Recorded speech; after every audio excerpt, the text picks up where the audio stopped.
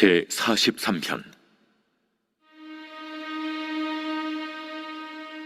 하나님이여, 나를 판단하시되 경건하지 아니한 나라에 대하여 내 송사를 변호하시며 간사하고 불의한 자에게서 나를 건지소서. 주는 나의 힘이 되신 하나님이시거늘 어찌하여 나를 버리셨나이까? 내가 어찌하여 원수의 억압으로 말미암아 슬프게 다니나이까? 주의 빛과 주의 진리를 보내시어 나를 인도하시고 주의 거룩한 산과 주께서 계시는 곳에 이르게 하소서. 그런즉 내가 하나님의 제단에 나아가 나의 큰 기쁨의 하나님께 이르리이다.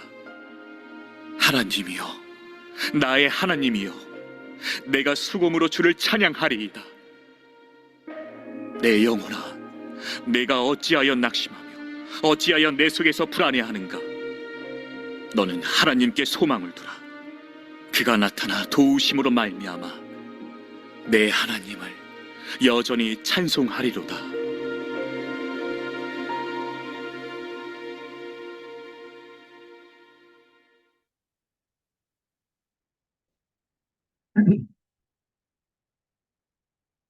네, 오늘은 시편 43편의 말씀을 가지고 은혜를 나누겠습니다.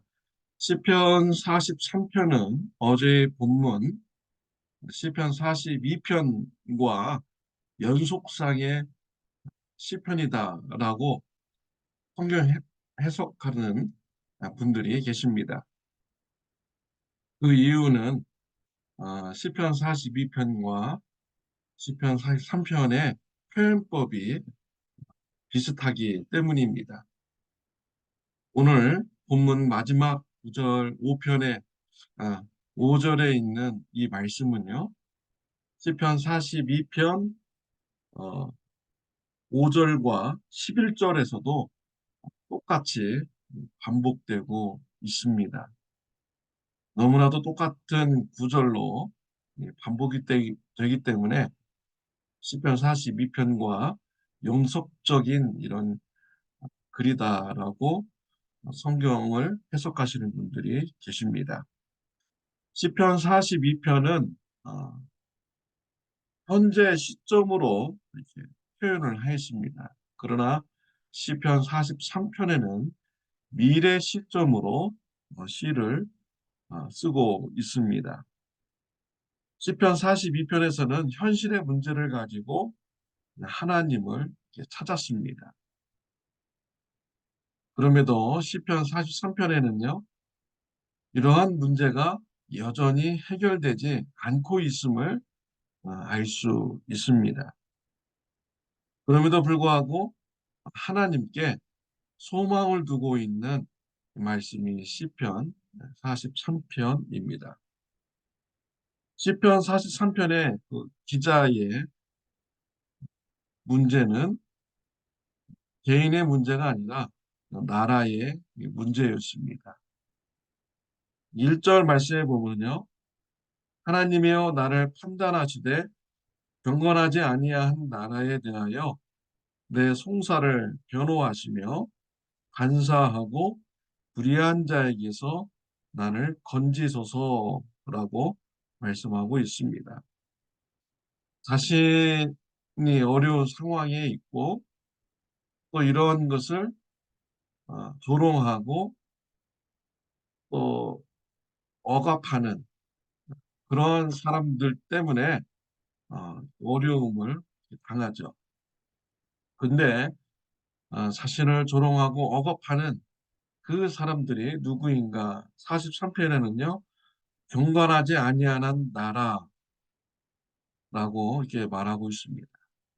경건하지 아니한 나라 사람들로부터 그 불의한 자에게서부터 나를 건져 주십시오 라고 1절에 탄원을 하고 있는 것입니다.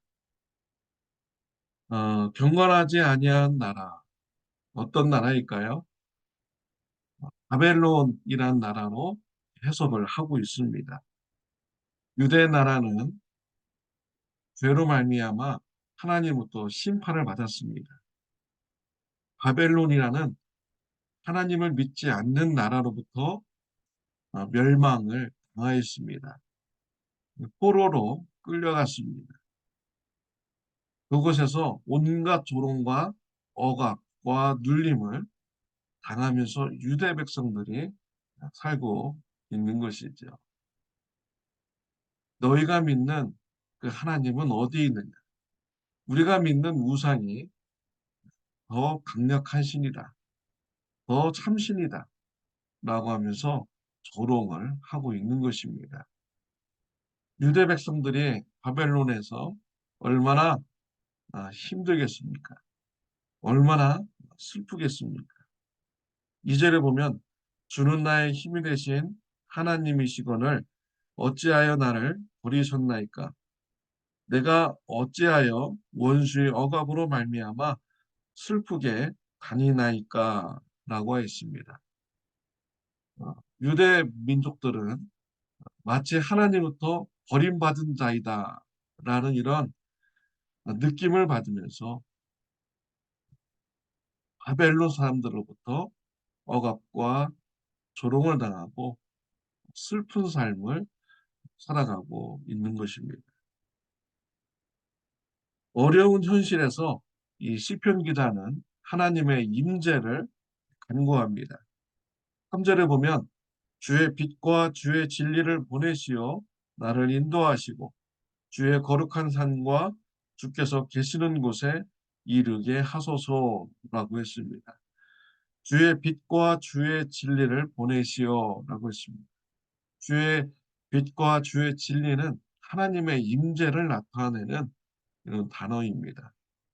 그런데 이러한 하나님의 임재가 자신들의 힘으로 될 수 없다는 것을 알고 있습니다. 전적인 하나님의 은혜가 있어야만 된다는 것을 알고 있죠. 그래서 하나님의 임재를 보내주십시오 라고 간구하고 있는 것입니다. 하나님의 임재를 우리에게 주셔서 우리를 주의 거룩한 산과 주께서 계시는 곳에 이르게 하소서라고 했습니다. 거룩한 산과 주께서 계시는 곳 어디입니까? 예루살렘 성전을 말하는 것이죠. 하나님께서 우리에게 임재하여 주셔서 우리를 고향 땅이 돌아가게 해주시고 예루살렘 성전에 가게 해주세요 라고 간구를 한 것입니다. 4절에 보면 그런즉 내가 하나님의 제단에 나아가 나의 큰 기쁨의 하나님께 이르니이다. 하나님이여 나의 하나님이여 내가 수금으로 주를 찬양하리이다. 시편 기자는 자신의 문제가 해결되지 않고 있을 때 하나님을 바라보았습니다. 그리고 하나님께서 응답해 주시는 그 날을 바라보았습니다. 하나님께서 임재의 날을 우리에게 주시고 나는 그때 하나님이 주시는 큰 기쁨을 누리게 될 것이다. 그리고 나는 하나님의 성전에 나가서 예루살렘 성전에 가서 수금으로 주를 찬양할 것이다 라고 시편 기자는 소망을 가지고 있습니다. 포로 생활에서 온갖 조롱과 억압과 눌림을 당하면서 그 문제가 해결되지 않고 있습니다. 시편 기자는 하나님 앞에 소망을 두었습니다. 앞으로 하나님께서 우리에게 은혜를 주시고 우리에게 큰 기쁨을 주시며 예루살렘 성전에 가서 수금으로 하나님을 찬양하는 내가 되도록 인도해 주실 것이다. 나는 이런 소망을 가졌습니다.